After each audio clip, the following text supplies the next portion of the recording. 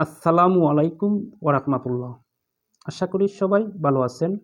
আপনারা জানেন আমি এই চ্যানেলে authentic model test and jobs password বইয়ের প্রত্যেকটা মডেল টেস্টের গণিত অংশের পূর্ণাঙ্গ সমাধান অলরেডি দিয়ে দিছি। আজ নিয়ে আসছি আরেকটা বাংলাদেশের বহুল আলোচিত, অনেকেই কমেন্ট করে জানিয়েছেন যে প্রফেসর প্রাথমিক সহকারী শিক্ষক model test and short suggestion বইয়ের অঙ্কগুলো দেওয়ার জন্য। তার ধারাবাহিকতায় তাদের রিকোয়েস্টে রক্ষার্থে আজ নিয়ে আসছি আমি এই বইটার প্রথম মডেল টেস্টের গণিত অংশের পূর্ণাঙ্গ সমাধান। তাই বন্ধুরা, ভিডিওটা স্কিপ না করে ধৈর্য সহকারে যদি দেখেন তাহলে প্রত্যেকটা মডেল টেস্টে অনেক অনেক নতুন নতুন ইনফরমেশন এবং টেকনিক পাবেন, যা আপনারা পরীক্ষার হলে যে কোনো অঙ্ক আসলে মুহূর্তের মধ্যে চিন্তা করে উত্তর দিতে সক্ষম হবেন। চলুন দেরি না করে চলে যাই আমরা মূল পর্বে। আসছি সরাসরি অঙ্কে। আমরা জানি প্রত্যেকটা মডেল টেস্ট গণিত অংশ 41 থেকে শুরু হয়, 60 পর্যন্ত মোট 20টা প্রশ্ন। এভাবে প্রত্যেকটা অঙ্ক, অনেকই অঙ্ক নরমাল মনে হতে পারে, বাট আপনারা যদি ধৈর্য সহকারে দেখুন তাহলে কিন্তু অনেক অনেক নতুন তথ্য পেয়ে যাবেন। চলুন দেখে নিই আমরা 41 নং প্রশ্নটা কি। দেখেন, এত গুণ এত গুণ এত সমান এত তো ভাগ এত। আমরা এতকে গুণ করে এত দ্বারা ভাগ করব। জাস্ট আগে গুণ করে নিই, ব্র্যাকেটের ভিতরে যেহেতু আগে আছে গুণ করে নিব। গুণ করলে কি দাঁড়ায়? আমরা জানি দশমিকের গুণ করাটা কি। এই যে দশমিকের ডান দিকে যতটা ডিজিট আছে মোট ততটা হিসাব করে নিব। দেখুন কয়টা? 1টা 2টা 3টা 4টা 5টা আছে। এরকম 5টা ডট দিয়ে দিব। 5টা ডট দিয়ে দিব। এখন আমরা সংখ্যাগুলো গুণ করব। 5 দুগুণে 10, 10 আর 4, 4 10 40। 40 আমরা এই যে ডান দিকে সংখ্যাগুলো বসিয়ে আসবো। ডান দিকে 40 বসাতে হলে 0 আর কি 4, 10 একের করে 4, একের করে 0। আর বাকি যে ফাঁকা ডটগুলো আছে এগুলো 0 দ্বারা আমরা ভরাট করে দিব। ভরাট করে একটা দশমিক দিয়ে দিলেই আমাদের উত্তরটা শেষ। দেখেন, দশমিকের পরে একটা 0 অবশ্যই দিতে পারি। এ হচ্ছে আমাদের গুণফল। খুব দ্রুত সহ আমি কি করলাম? বের করলাম। এখন আমরা কি করব? ভাগ করব এই যে 0.01 দ্বারা। এখন 0.01 দ্বারা ভাগ করব কিভাবে? আমরা অনেকটা হুঁচট খেয়ে যেতে পারি। এটা সহজ সিস্টেম হচ্ছে, আমরা এই যে দশমিকটা, এই যে দশমিক সংখ্যাকে পূর্ণ সংখ্যা আমরা রূপান্তর করব। এই দশমিক সংখ্যা পূর্ণ সংখ্যা রূপান্তর কিভাবে করতে হয়? যদি নিচের ঠারে করতে হয় তাহলে উপরের দিকে কি করব? দশমিকের উপরে যতটা ডিজিট আছে 1 দিয়ে ততটা 0 দিয়ে দিব। দেখেন, দশমিকের উপরে দুইটা ডিজিট আছে, 1 দিয়ে 2টা 0 দিয়ে দিচ্ছি। এর মানে আমার এই দশমিকটা উঠে গেছে, উঠে গিয়ে এটা পূর্ণ সংখ্যা হয়ে গেছে। কত হয়ে গেছে? 1 হয়ে গেছে। এখন আমরা কি করব? এখন তো আমাদের শেষ। নিচে বাজক 1 থাকলে আমাদের কোনো প্রবলেম নাই, কারণ 1 দ্বারা পুরো দিক যাই ভাগ করি না কেন তার রেজাল্ট একই আসবে। আমরা এটার সাথে এটা কি করব? গুণ করব। গুণ করা সহজ। 100 এর সাথে গুণ করা মানে 1 এর পর 2টা শূন্য থাকবে, দশমিকটা তত ডান দিকে চলে যাবে, বাস উত্তর শেষ। 1 এর পর 2টা শূন্য আছে, তাহলে কয় ঘর পরে দশমিক যাবে? 2 ঘর পরে দশমিকটা যাবে। 2 ঘর ডান দিকে দশমিকটা যাবে, তাহলে 2 ঘর ডান দিকে দশমিক গেলে এই জায়গায় চলে আসে। এর মানে আমরা উত্তর হবে দশমিক 0 4 0। 4 0 এটা দিলেও হয়, না দিলেও হয়। এখন দেখেন, আর দশমিকের আগে একটা শূন্য সবসময় ব্যবহার করতে পারি। তাহলে আমাদের উত্তরটা দেখেন 0.040। যদি আমরা অপশনে 0.040 থাকে তাহলে আমাদের এটাই উত্তর। আর যদি দেখি না, তাহলে 0.04, কারণ দশমিকের 2 ঘর পরে আমাদের এই ডিজিটটার কোনো প্রয়োজন পড়ে না। যার কারণে আমাদের উত্তরটা হবে 0.04। এই যে খ নম্বর প্রশ্নের উত্তর। এরপরের যে প্রশ্নটা 42 নং প্রশ্ন, খুব ইজিভাবে বুঝবেন। পরপর 3টি সংখ্যার গুণফল 120 হলে তাদের যোগফল কত? এই ধরনের অঙ্কর আমার অবশ্যই ভিডিও আছে, যে টপিক ভিত্তিক ভিডিও, আপনারা চাইলে দেখে আসতে পারেন চ্যানেলে। পরপর 3টি সংখ্যার গুণফল 120 হলে তাদের যোগফল কত? এমন কি 3টা সংখ্যা যা ধারাবাহিক অর্থাৎ ক্রমিক, যা 3টার গুণফল হচ্ছে 120? আমরা বের করতে হবে ক্রমিক কোন 3টা সংখ্যার গুণফল 120। আমরা কিভাবে বের করব? এই যে সংখ্যাটা আছে 120, এগুলোর গুণনীয়কগুলো বের করব। কত? 120। গুণনীয়কগুলো বের করে আমরা সবাই চিনি। 2 দ্বারা ভাগ করা যায়, যেহেতু জোড় আছে 60।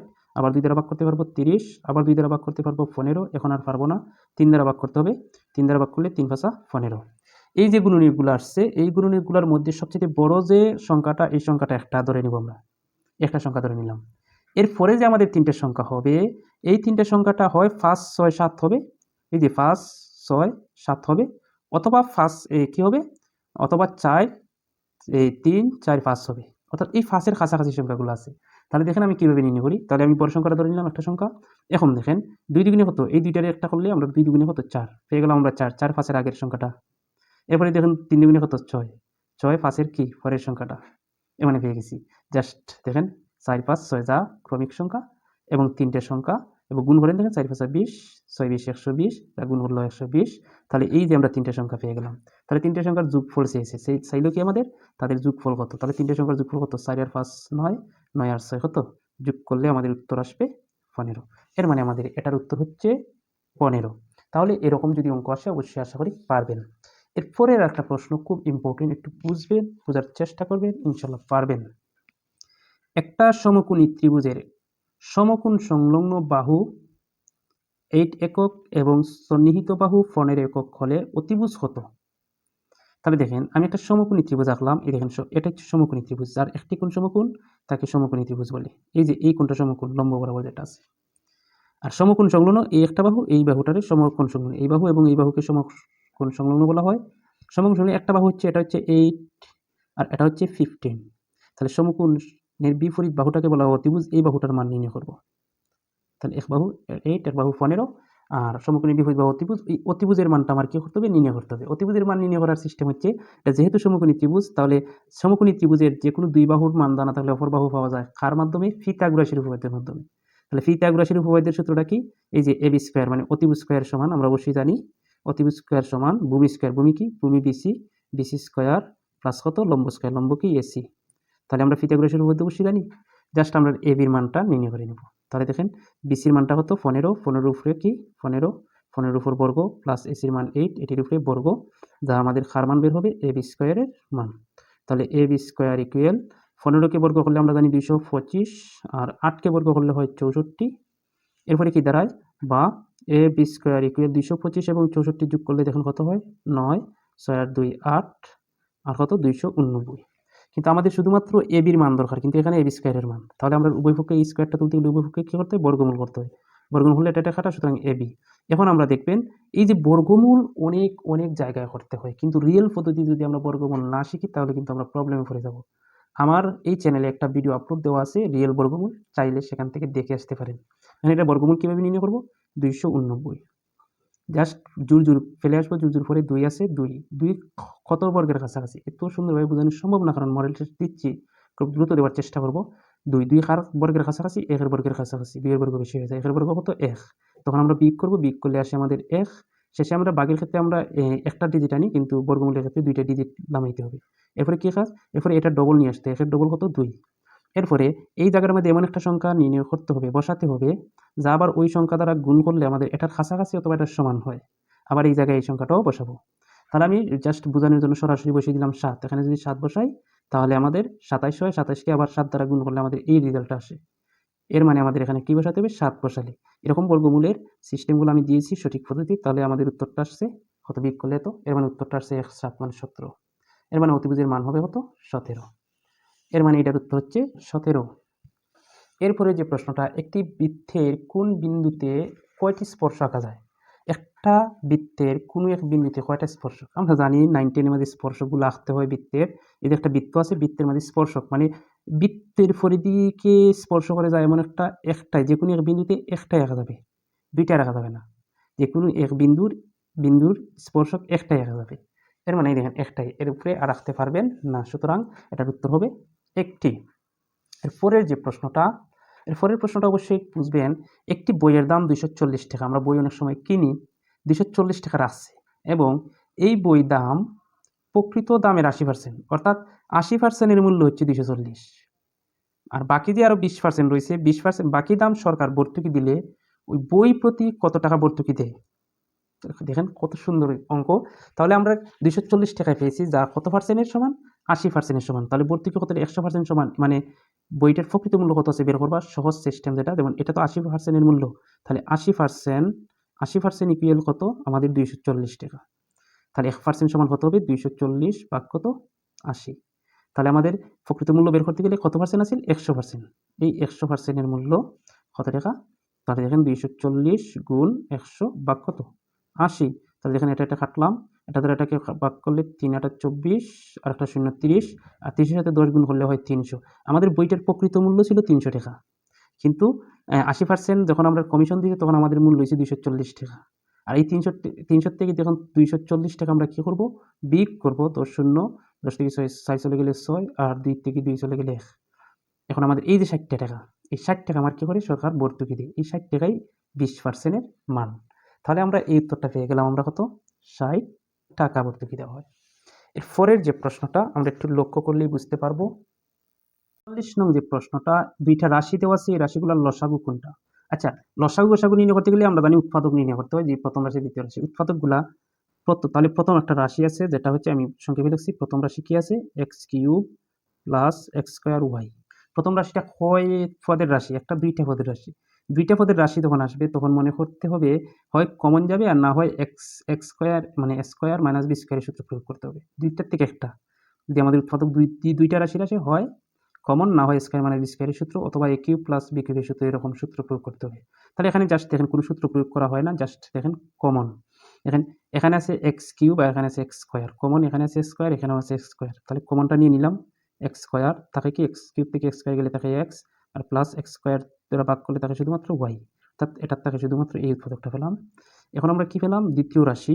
দ্বিতীয় রাশিটা কি? দ্বিতীয় রাশিটা দেখেন x square y plus x y square. এখানে আমাদের কমন কোনটা? দেখেন এখানে এক্স স্কোয়ার আছে, আবার এখানে এক্স, তাহলে এখানে এক্স আছে, এখানে এক্স আছে, কিন্তু এক্স স্কোয়ার দুইটার মধ্যে নাই। আবার এখানে ওয়াই আছে, আবার এখানে ওয়াই স্কোয়ার আছে, তাহলে এখানে ওয়াই আছে, এখানে ওয়াই আছে।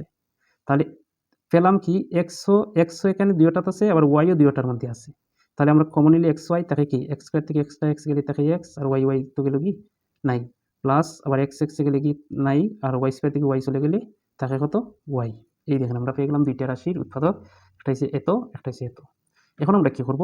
এখন লসাগু মানে হচ্ছে কমন আনকমন সব। দেখেন এখানে এক্স স্কোয়ার আছে, আগে নিছিলাম কমনগুলো শুধু। এখানে এক্স স্কোয়ার আছে, এখানে এক্স স্কোয়ার নাই, কিন্তু এক্স স্কোয়ারটা বড়টা নিতে হবে কমন, তাহলে এক্স স্কোয়ার নিলাম। এরপরে দেখেন ওয়াই আছে, কমন আনকমন, এই দেখেন এখানে ওয়াই না থাকা সত্ত্বেও এটা নিয়ে নিছি, ওয়াই আছে, ওয়াই নিয়ে নিলাম। এরপরে দেখেন এক্স প্লাস ওয়াই আছে, এখানে এক্স প্লাস ওয়াই আছে, কমন যেটা থাকবে যেটার একটাই নিব। এর মানে x square y into x plus y, এটা হচ্ছে লসাগু। এর মানে এটার উত্তর হচ্ছে কোথায়? এই যে লসাগুটা। এরপরের যে প্রশ্নটা খুব important, x cube minus x স্কোয়ারকে এক্স মাইনাস টু দ্বারা ভাগ করলে অবশেষে থাকবে, অর্থাৎ ভাগশেষটা কত? এই অঙ্কটা যদি একমাত্র আপনারা 7-এর যে ভাগ প্রক্রিয়ার সাহায্যে ভাগ করা, এটা ছাড়া কোনোভাবেই নির্ণয় করা সম্ভব নয়। চলুন দেখে নিই আসলে কীভাবে নির্ণয় করতে হয়। একটু দেখে নিই। যেমন এতকে এত দ্বারা ভাগ করবো, অর্থাৎ ভাজক হচ্ছে আমার এক্স মাইনাস টু, আর বাহ্য হতো এক্স কিউব মাইনাস হতো এক্স স্কোয়ার। এখন আমরা কী করবো? ভাগের সিস্টেমে জাস্ট ওই যে প্রথম যে ভাজকের যে প্রথম রাশিটা, এটার সাথে কত গুণ হলে আমাদের এক্স কিউব হয়? এক্সের সাথে কত গুণ হলে এক্স কিউব হয়? এর মানে এক্স স্কোয়ার গুণ হলে কি হয়? এক্সের সাথে এক্স কিউব হয় না?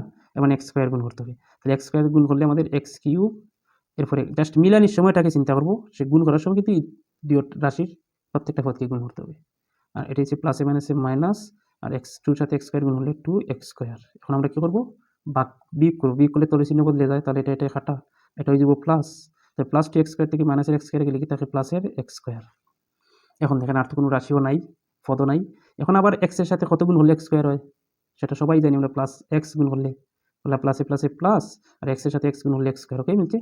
তাহলে এক্স গুণ করতে হবে, এক্সের সাথে এক্স গুণ হলে এক্স স্কোয়ার, আর প্লাসে মাইনাসে মাইনাস কত? Two x. এটাও কী করতে হবে? বিয়োগ করতে হবে। বিয়োগ করলে তোর চিহ্ন বলতে এটা কাটা, এটা হয়ে যাবে কি প্লাস, তাহলে থাকবে কত আমার? Two x. এখন এক্সের সাথে কত গুণ হলে আমাদের টু এক্স হয়? আবার দেখেন প্লাস কত? টু, টুর সাথে এক্স গুণ হলে টু এক্স হয় না? অবশ্যই টু এক্স, আর প্লাসে মাইনাসে মাইনাস, দুই দ্বিগুণে কত? 4। এখন আমরা করবো বিয়োগ। বিয়োগ করলে তলের চিহ্ন বলতে এটা কাটা, এটা হয়ে যাবে প্লাস, এটা যদি আমরা নিয়ে আসি তাহলে প্লাস 4 হয়।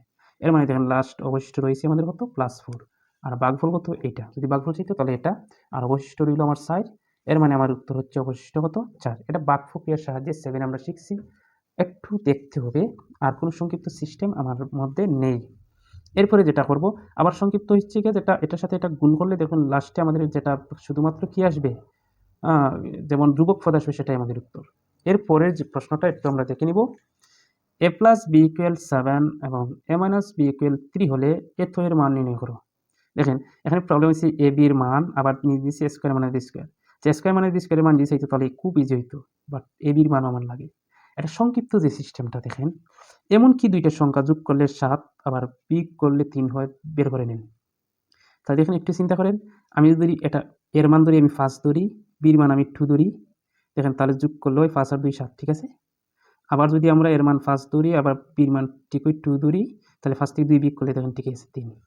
এর মানে আমরা বলতে পারি এই এর মানটা হচ্ছে 5, বির মানটা হচ্ছে কত? 2। এভাবে চিন্তা করে আমরা বীজগণিতের এই ধরনের অঙ্কগুলো দিতে পারি। তাহলে আমরা পেয়ে গেলাম এর মান 5, বির মান 2। দেখেন দুইটা শর্তে আমরা পূরণ করছি, যখন এর মান 5, বির মান 2 ধরছি। এখন আমরা যে এর মান চাইলো, তাহলে দেখেন 7ab বাই কত স্কোয়ার মাইনাস বি স্কোয়ার, তাহলে এর মান কত পেলাম 7 ইন্টু এর মান কত, এই যে এর মান কত পেয়েছি 5, তাহলে 5 লিখে নিলাম, ইন্টু বির মান কত, এই যে পেয়ে গেলাম 2, ভাগ কত, ভাগ হচ্ছে 5 স্কোয়ার, এই যে স্কোয়ার এর মান হচ্ছে 5, 5 এর উপরে স্কোয়ার মাইনাস বির মান হচ্ছে 2, 2 এর উপরে স্কোয়ার। এখন আমরা একটা কাজ করি, এগুলো গুণ করবো না, কারণ আমরা ভাগ করতে হবে পরে। 5 এর বর্গ 25, 25 আর 2 এর বর্গ 6, 25 থেকে যখন আমরা 4 বিয়োগ করবো তখন হবে 21, 21 এটা ভাগ করেন 3 সাতা কত 21, তাহলে উপরে দিয়ে আর কোনো ছোট করা যায় না, 5 দুগুণে কত 10 ভাগ কত 3, তাহলে কী করবো এই 10কে 3 দ্বারা ভাগ করেন, দশমিকে নিয়ে নেন, তাহলে 3 10-এর মাঝে যাবে 3 বার, 3 3 9, বিয়োগ করলে থাকবে 1, আর কোনো সংখ্যা নাই, না থাকলে এখানে দশমিক দিয়ে একটা শূন্য দিয়ে দিব, আবার 3 10-এর মাঝে যাবে কয়বার 3 বার, 3 3 9, আবার এরকম যাইতে থাকবে, আবার শূন্য একটা দিয়ে দিব, 3 3-এর মাঝে 3 বার, এভাবে কিন্তু যাইতে থাকবে। ওকে, এভাবে কিন্তু আমাদের দিতে, তাহলে পয়েন্টটা বার হলো 3.33, এর মানে এটার উত্তর হচ্ছে 3.33, আমরা এভাবে বলতে পারি। আর কিন্তু এভাবে সিস্টেম যদি বলি, তাহলে স্কয়ার মাইনাস বি স্কয়ার সূত্র a plus b into a minus b just বের হয়ে যাবে। কিন্তু এই দেখেন, এটা যদি আমি করতাম তাহলে দেখেন a plus b into a minus b, এই যে নিচেরটা উপরেরটা কিন্তু 7ab, তাহলে এটার মান আছে, এটার মান কত, এটার মান আমরা আছে এই যে a প্লাস বির মান হচ্ছে 7 আর a মাইনাস বির মান 3, 7 ইন্টু 3 আর উপরে এই যে 7 ইন্টু a বি, তাহলে দেখেন এই 7 কাটা যাইতো, কিন্তু এ বি এর আবার মান লাগবে, এ বি এর মান বের করতে হলে আমরা এ বি এর সূত্র প্রয়োগ করতে হবে, কিন্তু অনেকটা সময় চলে যাবে, যার কারণে আমি এই টেকনিক আর করলাম না। চলুন আমরা দেখে নিই পরবর্তী আরেকটা অঙ্ক। এই অঙ্কটা খুব ইম্পর্টেন্ট, খুব কঠিন, আসলে প্রশ্নগুলো একটু জটিল দেওয়া হয়েছে। 72 গুণ 75 গুণ 3 to the power 3 into 4 to the power 3 into 2 to the power 8কে ন্যূনতম কত দ্বারা গুণ করলে গুণফল একটি পূর্ণবর্গ সংখ্যা হবে। আমরা যদি একটা সংখ্যা দিয়ে দিত তাহলে গুণফল ন্যূনতম কত পূর্ণবর্গ সংখ্যা হবে তা আমরা বের করতাম খুব সহজে, কিন্তু এমনভাবে দিছে, তাহলে এটার যে কাজটা করতে হবে, যেমন 72 আছে, 72 আমরা গুণনীয়ক করে নেন, তাহলে যেহেতু জোর 2 দিয়ে যাবে, 2 দিয়ে গেলে 36, আবার 2 দিয়ে দেন 18, আবার 2 দিয়ে দেন কত 9, আবার যাবে 3 দিয়ে, 3 3 9, একটু বোঝার চেষ্টা করবেন। আরেকটা সংখ্যা আছে কত 75, 75 আসে, এটা যেটা যাবে 3 দিয়ে যাবে, 3 25 75, আর যাবে কত 5 দিয়ে, 5 5 25। এখানে একটু মনোযোগ দিবেন, মনোযোগ না দিলে বুঝতে পারবেন আসলে অঙ্কটা একটু জটিলের দিকে। এখানে 3 আছে, 3 এর পাওয়ার আছে কিউব, মানে বিজুর, আমাদের বিজুর থাকতে পারতে না, এই যে পাওয়ারগুলো বিজুর থাকতে পারবো না, তাহলে এখানে তো আছেই 3টা, কিন্তু আরও 3 কয়টা পাইলাম আমি, এই দেখেন 3টা, 2টা আর একটা কয়টা হইলো, এই যে আরও 2টা সংখ্যার গুণনীয়ক, এখানে পাইলাম 3 3 3, 3 গুণ 3 গুণ 3 মানে আরও 3টা পাইলাম, তো 3 যোগ করলে হয়ে যায় আমার কয়টা, আরও 3টা যদি যোগ করি তাহলে 6। যদি আমাদের এই পাওয়ারগুলো জোর আসে, মানে এই যে গুণনীয়কগুলো জোর আসে, তখন আমার এটা লাগবে না, আমরা বিজুর যে সংখ্যাটা আসবে সেটাই আমাদের উত্তর, তাহলে এটা 6, তাহলে আমার 3 নিয়ে কোনো চিন্তা নেই। এখন দেখবো আমি ফার্স্ট, এই দেখেন ফার্স্ট আছেই মাত্র 2টা, এটা জোর, ফার্স্টের স্কোয়ার মানে পাওয়ার জোর থাকলে সমস্যা নাই, জোর থাকতে কোনো প্রবলেম নাই, তাহলে ফার্স্টও আমরা কাটা। এরপরে রইল কি, এরপরে রয়েছে আমার 2 দেখেন এখানে আছে কয়টা 8টা, 2 আছে আমার 8টা, আরও পাইলাম কয়টা 1টা 2টা 3টা, 3টার 8টা কটা হয়, 3টার 8টা হয় 2 11, বুঝার চেষ্টা করবেন, এটা কিন্তু বিজুর পাইছি আমরা। আবার আছে দেখেন 4 আছে কিউব, কিন্তু আর 4 কোনো সংখ্যা না, সেটা তো বিজুর, 4 তো বিজুর, তাহলে এটাকে আমি নিলাম না। দেখেন 4 যে একটা বিজুর, তো 4 দুইটায় তো হয়ে গেল স্কোয়ার, আর একটা যে বিজুর, এই দুইটা তো একটা জোর হয়ে গেল, আর একটা যে বিজুর, এটাকে আমরা এভাবে করতে পারি না, 2 গুণ 2 2 দুগুণে 4, এর মানে এই যে 4টা বিজুর একটা আছে, এটাও কিন্তু আমরা জোর সংখ্যা এই গুণনীয়ক, এর মানে 4 এর কোনো হিসাব নাই, জাস্ট বিজুর কোনটা আসছে 2, এর মানে এটার উত্তর হবে শুধুমাত্র এই যে যার গুণনীয়কগুলা বিজুর আসবে সেটাই আমাদের উত্তর, তাহলে আমরা পাইব এখানে 2। দেখেন যে 50 নং প্রশ্ন, ওগুলো সহজভাবে আমি যেটা উত্তর দিই, 30 জন শ্রমিক এতদিনে যে কাজ সম্পূর্ণ করতে পারে, সমান দক্ষতার 20 জন শ্রমিক সে কাজ কতদিনে শেষ করতে পারবে। এই ধরনের অঙ্ক আসলে চোখ বুঝে যেটা করবেন সেটা হচ্ছে প্রথম জন গুণ প্রথম দিন, ভাগ করবেন পরিবর্তিত সংখ্যা দ্বারা। পরিবর্তিত সংখ্যা এখানে জন থাকতে পারে অথবা দিনে যাইতে পারে, যাই থাক না কেন আমার কিচ্ছু দেখার বিষয় নাই, কত জনে করতে হবে 20 জনে করতে হবে, তাহলে এই যে পরিবর্তিত সংখ্যা দ্বারা ভাগ করে নিব, প্রথম দিন গুণ প্রথম জন ভাগ প্রথম পরিবর্তিত দিনটা হোক আর জনটা হোক যাইটা হোক, তাহলে আমরা কী করবো ভাগ করবো, ভাগ করলে দিয়ে রেখাটা থাকে কত 30, এর মানে উত্তর আমাদের কতদিন 30 দিন। জাস্ট এই ধরনের উত্তর প্রশ্ন পাইলে এরকম ডাইরেক্ট দিয়ে দিবেন। এর পরের যে 51 নম্বর প্রশ্নটা, এটা দেখলে হয়তো আপনারা ভয় পেয়ে যেতে পারেন এই অঙ্কটা, যে রাত 11টা 59 মিনিটে তুমুল ঝড় বৃষ্টি হলে ঠিক 72 ঘন্টা পর রৌদ্রোজ্জ্বল আবহাওয়ার সম্ভাবনা কত। স্টার্ট শিখে গেলাম, এটা কী ধরনের প্রশ্ন, এটা আমরা কীভাবে বলবো যে আরও 3 দিন পরে আমাদের রুদ্রোজ্জ্বল হবে কি না, কিন্তু এটা একটা মানসিক দক্ষতা, একটু বোঝার চেষ্টা করেন। রাত যখন 11টা 19 মানে ঠিক মানে নিশি রাত্রেও মানে 12টা ঠিক 12টা যতই জোর তুফান থাকুক না কেন, কিন্তু 72 ঘন্টা পরে মানে আর ঠিক 72 ঘন্টা পরে কিন্তু আমাদের ঠিক টাইমটা হবে 11টা 59 মিনিট। এর মানে 59 মিনিট যে 11টা 59 মিনিট রাত যদি হয়, এ রাত্রে তো রৌদ্রোজ্জ্বল হওয়ার কোনো সম্ভাবনাই হতে পারে না। রাত্রে কি কোনো রৌদ্রোজ্জ্বল হওয়ার কোনো সম্ভাবনা আছে? নাই। কারণ এটা রাত যেহেতু বলেছি ঠিক 72 ঘন্টা পরে আবার এই সময়টাই আসবে। আর এই সময়টা রৌদ্রোজ্জ্বল হওয়ার কোনো সম্ভাবনা নাই। সুতরাং এটা হবে 0%। এটা একটা মানসিক দক্ষতা, এটা কোনো অঙ্ক না। এরপরের যে প্রশ্ন, একটা শ্রেণীর প্রতি বেঞ্চে 4 জন করে ছাত্রী বসালে 3টা বেঞ্চ খালি থাকে। আবার প্রতি বেঞ্চ 3 জন করে ছাত্রী বসালে 6 জন ছাত্রীকে দাঁড়িয়ে থাকতে হয়। ওই শ্রেণীর ছাত্র সংখ্যা কতজন? একবারে মাথা ঠান্ডা করেন। আমি জাস্ট কীভাবে বলি, 4 জন করে ছাত্র বসলে তাহলে আমরা যদি মোট ছাত্র সংখ্যা ধরি আমরা x জন, মোট ধরলাম আমরা x জন। তাহলে একটা বেঞ্চে যদি 4 জন করে বসে, তাহলে মোট ছাত্রছাত্রী যখন আমরা কয়জন করে বসলো তা দ্বারা ভাগ করি, তাহলে মোট বেঞ্চ সংখ্যা বার হয় না? অবশ্যই। মোট ছাত্রকে 4 জন করে বসলে 4 দ্বারা ভাগ করলাম, ভাগ করলে বেঞ্চ সংখ্যা বার হয়। কিন্তু বেঞ্চ সংখ্যা এটা না, তাও আবার কতটা খালি হয়েছে, এটা তো মোট ছাত্র যত থাকবে তত 4 দিয়ে ভাগ করলে ততটা বেঞ্চ বার হইলো। এরপরে আরও বাকি রয়েছে কয়টা? 3টা। আমি 3টা কী করলাম? যোগ করে নিলাম। এরপরে আরেকটা শর্ত, প্রতি বেঞ্চে আবার 3 জন করে ছাত্রী বসালে 6 জন দাঁড়িয়ে, এখানে জন দাঁড়িয়ে থাকে। তাহলে আমার মোট ছাত্র ছিল x জন, আরও আমার 6 জন কী করতে হবে? দাঁড়িয়ে থাকবে। মানে 6 জন আমি বিয়োগ করে নিলাম, বিয়োগ করলে যা থাকবো তা আমরা কতজন করে বসাইলে? 3 জন করে বসলে ইজি। এই আমরা 2টা শর্ত পেয়ে গেলাম। জাস্ট আমরা এখান থেকে x এর মানটা নিয়ে আসতে পারলে উত্তরটা শেষ। কীভাবে করব? আমরা জানি এটার লসাগু হচ্ছে 4 আর 4 এর লসাগু 4, 4 4 এর মাঝে x আর x 4 এর মাঝে 4 বার, 3 4 কত? 12, 3 x মাইনাস কত? 6। এখন আমরা আর গুণন করব, 4x প্লাসে মাইনাসে মাইনাস 4 6 কত? 24, 3 এর সাথে x গুণ হলে 3x প্লাস 3 12 36। এরপরে কী করব? আমরা পক্ষান্তর করব, x গুলো x দিকে নিয়ে আসবো আর সংখ্যাগুলো এক সাইডে নিয়ে নিব। এটা আমরা সবাই জানি, এটা থেকে এটা বিয়োগ করলে x আর 36 আর 24 যোগ করলে 60। এর মানে আমাদের যদি মোট ছাত্র x ধরছিলাম, তাহলে কতজন? 60 জন ছাত্র ছাত্রী ছিল। এরপরে যে প্রশ্নটা, এটা একটা উৎপাদক। এই ধরনের উৎপাদক বহু পরীক্ষায় আসে। জাস্ট প্রথম মডেল টেস্টের জন্য একটু বেশি করে কথা বলবো, এই জন্য আন্তরিকভাবে দুঃখিত। এই দেখেন 3x square minus x minus 10, এটার একটা উৎপাদক কত? এদের উৎপাদক আসলে দেখেন সবসময় করছি এটা ত্রিপদী উৎপাদক, এটার আগে দিয়ে সহগ নাই। সহগ না থাকলে তো আমাদের এই সংখ্যাটা নির্ণয় করতে হয়। সহগ থাকলে কী করতে হয়? সহগ থাকলে এটাকে গুণ করতে হয়। গুণ করে আমরা 3 কত? 30 পেলাম।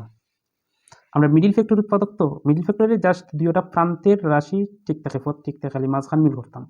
তাহলে এখানে যদি সহগ থাকে তাহলে এটা গুণ করব, গুণ করার পরে যে সংখ্যাটা আসবে এই সংখ্যাটার সাথে আমার কাজ। এমন দুইটা সংখ্যা নির্ণয় করেন গুণফল যার 30, গুণফল 30। দেখেন আমি 2 গুণ 15 আমরা 30 বলতে পারি না? 3 গুণ 10 তাও আমরা 30 বলতে পারি। আবার 5 গুণ 6 গুণ 5 তাও আমরা 30 বলতে পারি। আমরা কোনটা নিব? আরেকটা শর্ত আছে যে দুইটা সংখ্যার গুণফলই 30 হলে হবে না। আরেকটা শর্ত হচ্ছে মাইনাস x আসতে হবে, মানে 1 আসতে হবে। যা দুইটাকে যোগ করলে অথবা দুইটাকে বিয়োগ করলে অথবা দুইটাকে একটারে যোগ একটারে বিয়োগ করলে আমার -1 আসতে হবে।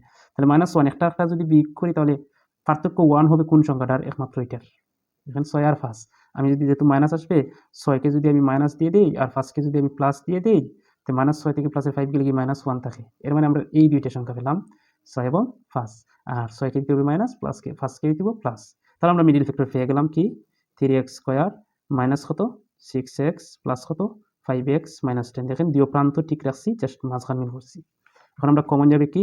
3, এখানে 3 কমন যায় আর থাকবে কি? 3x কমন যায়।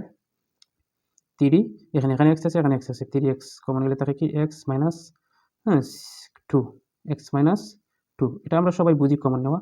এখানে যাবে কি? 5, এখানে 5 কমন যায়, তাকে x মাইনাস কত? 2। তাহলে এখানে এই দুইটা একটা কমন, x মাইনাস 2 আর কি? 3x আর প্লাস কত? 5, 3x প্লাস 5।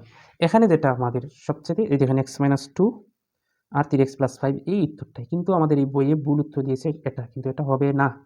বই উত্তর দেওয়া আছে ক, কিন্তু উত্তর হবে কি? গ।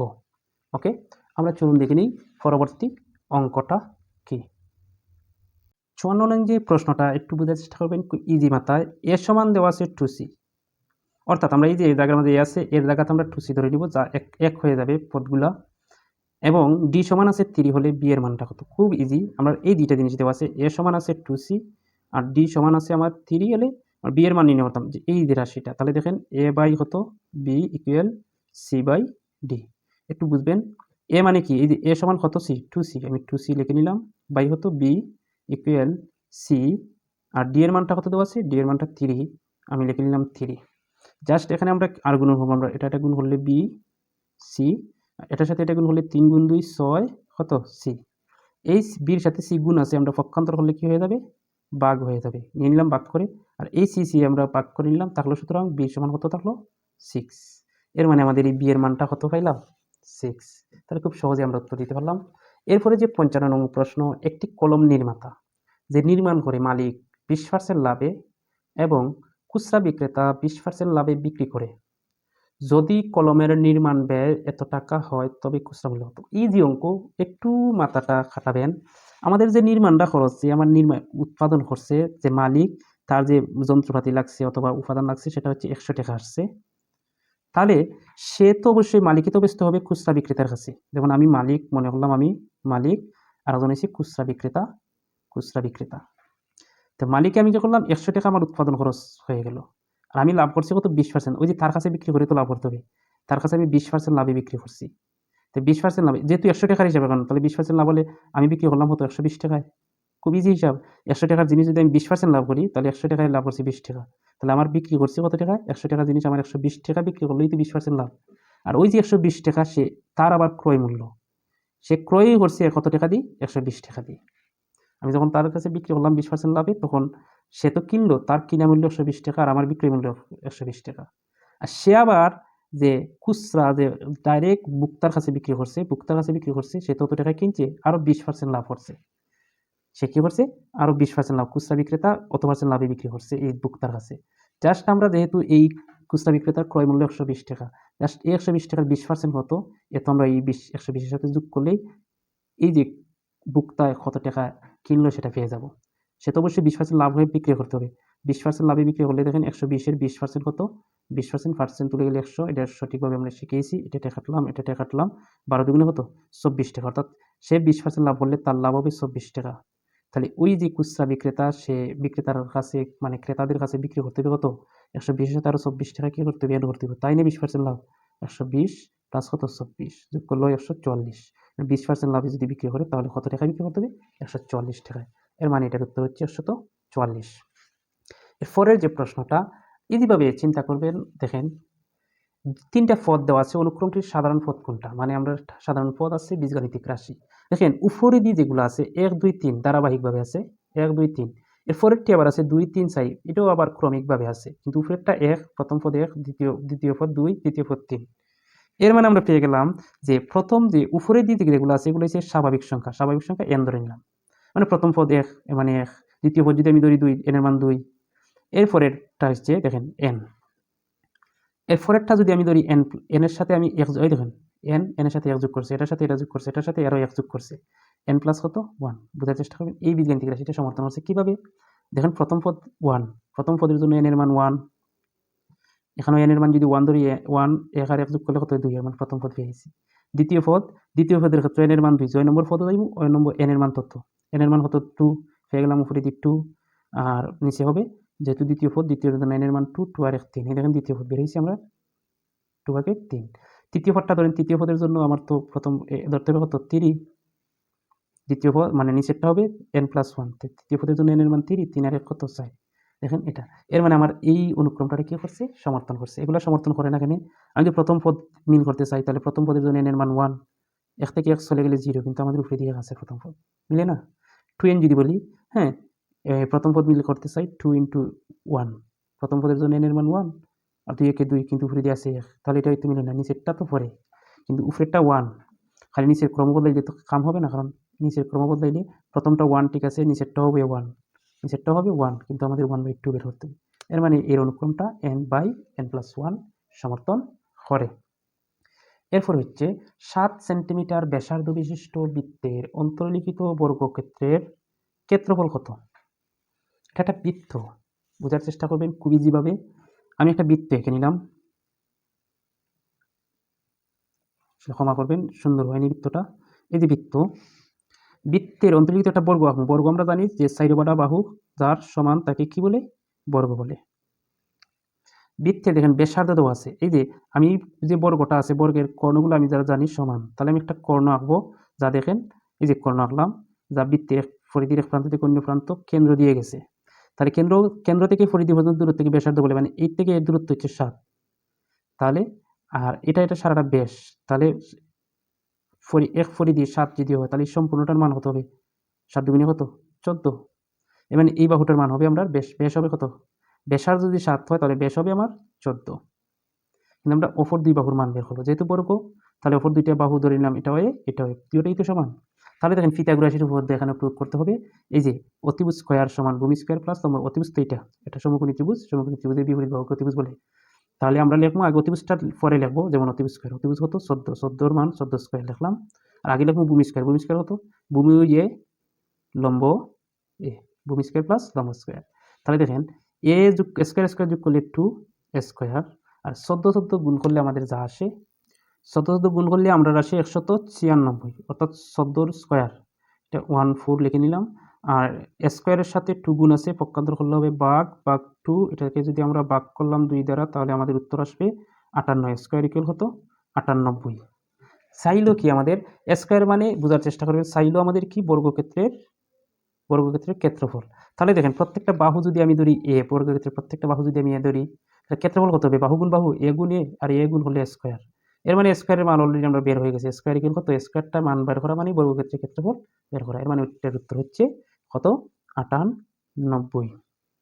এরপরে দেখেন 1 থেকে 10 এর মধ্যে কতটি সংখ্যাকে দুইটা বর্গের সমষ্টিরূপে প্রকাশ করা যায়? 1 থেকে 10 এর মধ্যে কতটি সংখ্যাকে দুইটা বর্গের সমষ্টিরূপে? দেখেন এই যে 1 থেকে 10 প্রথম সংখ্যাটা কত? 1। কি এমন দুইটা যে দুইটা বর্গের যোগ করি, সর্বনিম্ন দুইটা সংখ্যা যদি x স্কয়ার স্কয়ারে দেই, তাহলে 1 এর বর্গ 1, 1 এর বর্গ 1, 1 আর 1 যোগ করলে হয় 2। কিন্তু আমাদের 1টারে কোনো বর্গাকারে 1 সংখ্যাটাকে দুইটা বর্গের সমষ্টিরূপে প্রকাশ করতে পারবো না।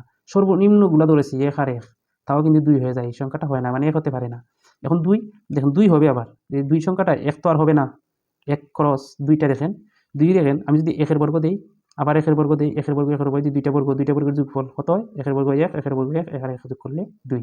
এর মানে 2 কে দুইটা বর্গের সমষ্টিরূপে প্রকাশ করা যায়। আর কত কে করা যায়? 3 কে করা যায় কিনা? দেখেন 3 কে করা যায় কিনা? 1 এর বর্গ 1 এর বর্গ 1 এর বর্গ, দুইটা দিলে 2 হয়। আমার 3 হতে হবে। তাহলে 2 এর বর্গ যদি দিই, একটা যদি দিই 2 এর বর্গ আর একটা 1 এর বর্গ দেই, তাহলে দেখেন 2 এর বর্গ হচ্ছে 4 আর 1 এর বর্গ হচ্ছে 1 সমান কত হয়? 5। কিন্তু 3 কে করা যাচ্ছে না। কারণ আর 3 কে তো করা সম্ভব না। এর মানে 3 করা যাবে না।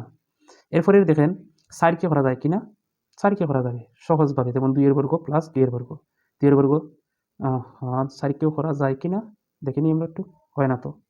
2 এর বর্গ 2 এর বর্গ 2 এর বর্গ হয় না। এমনি 4 কেও করা যাবে না, তাহলে 4 ও ক্রস। এরপরে করা যাবে কি? 5 কে। দেখেন 2 এর বর্গ প্লাস 1 এর বর্গ। 2 এর বর্গ 1 এর বর্গ যোগ করলে 5 হয়। এর মানে 2 করা যাবে, 5 করা যাবে। আর কি করা যাবে? 6 করা যাবে কিনা? 6 দেখেন 3 এর বর্গ দিলাম আর 2 এর বর্গ দিলাম। 3 এর বর্গ 9, 2 এর বর্গ 6, 3 হয় না। যদি আমরা এইটা দিই 1 এর বর্গ 2 এর বর্গ, তাও হয় না। তাহলে 6 হবে না। 7টা দেখেন 7টা যদি 2 এর বর্গ কত? 3, 4, আর যদি আমি দিই 1 এর বর্গ, তাও হয় না। 3 এর বর্গ, তাও হয় না। দেখেন হয় কিনা? না। তাহলে 8 হবে। 8 হবে কিভাবে? 2 এর বর্গ প্লাস 2 এর বর্গ। 2 এর বর্গ 4, 2 এর বর্গ 4, 4 আর 4 8। এর মানে আমরা পেলাম 2, 5 আর কত? 8 পেলাম। আর হবে 10।